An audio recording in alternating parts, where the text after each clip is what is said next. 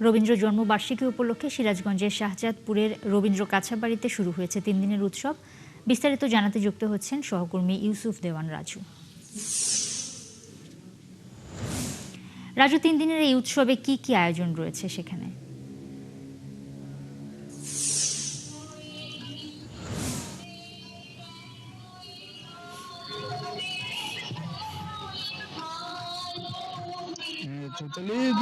বিশ্বকবি রবীন্দ্রনাথ ঠাকুরের ১৬৫তম জন্মদিন উপলক্ষে সিরাজগঞ্জের শাহজাদপুরে যে কাচারি বাড়ি রয়েছে সেই কাচারি বাড়িতে কিন্তু 3 দিন ব্যাপী জন্ম উৎসবের উদ্বোধন করা হয়েছে আজ সকালে। এতে প্রধান অতিথি হিসেবে উপস্থিত থেকে অনুষ্ঠানটি উদ্বোধন করেন বিদ্যুৎ ও জ্বালানি মন্ত্রী ইকবাল হাসান মাহমুদ টুকু। এরপরেই কিন্তু রবীন্দ্র কাচারি বাড়ির মিলনায়তনে আলোচনা শুরু হয়। আমি যদি আপনাকে দেখাতে চাই, এই রবীন্দ্রনাথ ঠাকুরের জন্ম জয়ন্তীতে কিন্তু দেশ বিদেশের বিভিন্ন ভক্ত অনুরাগীরা কিন্তু গতকাল থেকে কাচারি বাড়িতে আসতে শুরু করেছে এবং আজকে যে প্রথম পর্বের যে আলোচনা সভা সেটা শেষ হওয়ার পরে কিন্তু বিকেল 3টা থেকে কিন্তু রবীন্দ্রনাথ ঠাকুরের রচিত কবিতা, গান এবং গীতিনাট্য সম্মিলিত কিন্তু যে সাংস্কৃতিক সন্ধ্যা সেটা কিন্তু বিকাল 3টা থেকে শুরু হয়েছে রবীন্দ্র কাচারি বাড়ি মিলনায়তনে।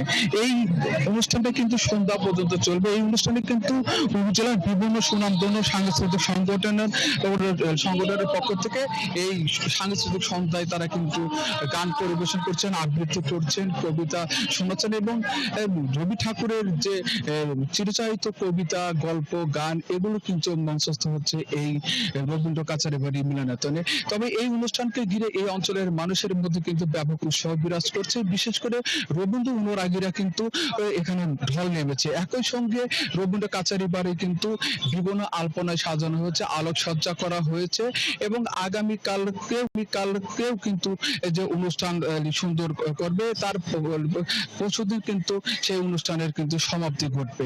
তবে এই অনুষ্ঠানকে ঘিরে ভক্ত অনুরাগীদের কিন্তু পর্যাপ্ত নিরাপত্তার জন্য কিন্তু সিসি ক্যামেরাও কিন্তু প্রস্তুত করা হয়েছে। একই সঙ্গে একটা বিষয় জানিয়ে রাখি যে এই অনুষ্ঠানকে ঘিরে এই অঞ্চলের মানুষের মধ্যে কিন্তু ব্যাপক উৎসাহ উদ্দীপনা বিরাজ করছে এবং এই ধারাবাহিকতা রক্ষার জন্য জি রাজু, আমরা বুঝতে পেরেছি আসলে সেখানে অনেক ধরনের আয়োজন রয়েছে। পরবর্তীতে আপনার কাছ থেকে আমরা সেটা জেনে নিব। অনেক ধন্যবাদ যুক্ত হওয়ার জন্য।